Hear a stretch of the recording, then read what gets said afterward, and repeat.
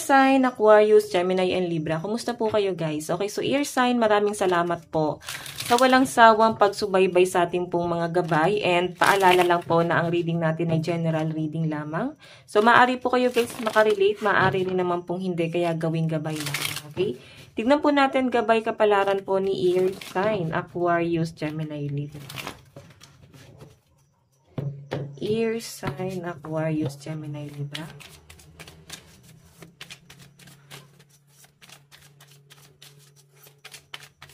Okay, so guys, meron po tayong the Fool.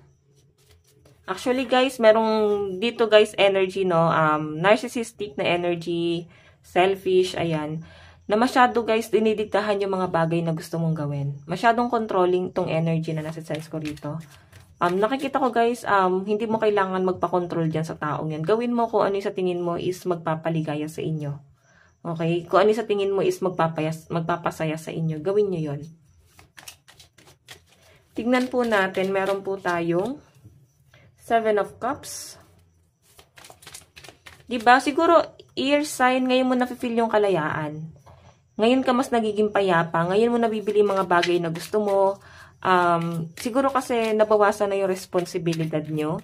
Mga binabayaran nyo monthly. So, I think, air sign, nandun ka na sa point na para bang pinapahalagahan mo ngayon yung sarili mo, no? Nabibili mo yung mga bagay na gusto mo. Meron po tayong strength. Ayan, di ba? Nakakatuwa guys kasi meron kang pag-iipon na gagawin. Ayan, mag-iipon ka. Siguro meron kang bibilin para sa sarili mo. Okay, para bang ngayon mo naiisip yung sarili mo. Kasi dati siguro nilaan mo sa ibang tao. Sila yung inuna nyo. Tapos napabayaan mo yung kagustuhan mo. Okay, so ayan, no? 4 of Pentacles. Meron kang pag-iipon. Actually guys, meron kang gustong pagbabagong gagawin. Okay, kasi the changes kasi guys, itong the Tower. Ayan, pinipilit mo mag-ipon. Ang pagbabago nga lang na nangyayari dito, air sign, siguro natitipid yung family. Kasi meron siguro kayong pag-iipunan. Baka para naman to guys sa future, no, itong pag-iipon na to. Meron siguro kayong pinaghahandaan. So, tignan pa natin.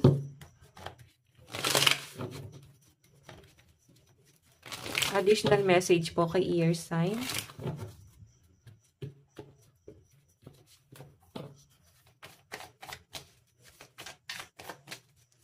So guys, meron po tayong Cupid's Arrow. So ayan guys, I think marami kayong pinagdadaanan. Pero ang sinasabi guys dito is magtiwala lang kayo, no? May magandang plano sa universe para sa inyo. Okay? Meron ako nakitang surprise dito. Kung makita nyo guys, meron ditong stab in the back. So para bang meron tatraydor or umaano sa inyo guys, no? Para bang sumasaksak sa inyo patalikod or sasaksak. So, siguro mararamdaman nyo yan, guys. Medyo sarcastic kung paano sila magsalita, guys. Nasasaktan kayo sa sinasabi nila. Okay? Meron po tayong clock. Ayan. So, siguro, guys, hindi talaga madali, no? Siguro parang kailangan ng time kung meron talagang nangyayari na ganito. Siguro, may pag-uusap na para bang gusto na, guys, baguhin yung dating, kinaugalian. Okay? Meron siguro kayo guys nalaman sa sarili nyo or meron kayong nalaman galing sa ibang tao na sinasabi sa inyo or nararamdaman nyo guys, nararamdaman nyo or nakikita nyo sa action nila. Kasi kung paano sila guys magsalita, para bang sarcastic. So, ramdam na ramdam ng mga air sign yan. Ayan, hindi magiging madali sa inyo guys kasi nandito po yung clock. Kailangan nyo ng time para mag-heal. Okay? So, titignan pa natin pagdating naman sa love life mo. Kung patungkol naman to guys sa mga kaibigan, hindi nyo guys kailangan magmadali, no? Kung nahihirapan pa kayo guys makisama sa mga taong to, hindi mo guys kailangan makipagplastikan sa kanila. Okay? So, tignan po natin. Pagdating sa love life. Sa love life naman po ni air sign. Meron po tayong King of Cups. Love life po. Meron tayong Ace of Cups. Ayan. So, nakikita ko guys, sobrang pagmamahal sa'yo ng person mo. Sobrang malasakit. Nandun yung maasikaso, napaka-caring. Yung iba sa inyo guys, kung hindi pa kayo okay, nakikita ko iniisip-isip ka ng person mo. Naguguluhan siya air sign, no? Nandito yung Two of Swords. Naguguluhan tong taong to ngayon. Gusto kanya guys kausapin. Gusto niya makipag-communicate sa inyo. Yun nga lang guys, siguro nahihiya siya. King of Cups kasi no, wala siyang ginagawa. Para bang pinipigilan niya yung nararamdaman niya na makipag-usap sa inyo. At gulong-gulo yung isip niya ngayon. Gusto niya makapag-isip, no? So, nandun yung pagpipigil. Nakikita ko rin dito ear sign. Nakikita ko dito kung kayo naman ay nagsasama na sa sense ko, yung sobrang pagmamahal na ginagawa sa inyo ng person mo. Hindi man guys, sobra-sobra, pero ramdam mo na mahal ka ng person mo. Okay, mahal na mahal ka niya. Okay? So, nakikita ko naman guys, wala kang pagdadoubt dito sa taong to kasi talagang may pangarap siya sa buhay. Okay, so tignan pa natin pagdating sa daloy ng kaperahan ko ni ear sign. Aquarius, Gemini, and Libra. Ear sign. Ayan. Siguro guys, itong person na to, marami siyang plano sa inyo. Ayan, no? Gusto niya na guys magkaanak sa'yo or mag-anak kayo. Nakikita ko yung pagiging loyal ni person, no?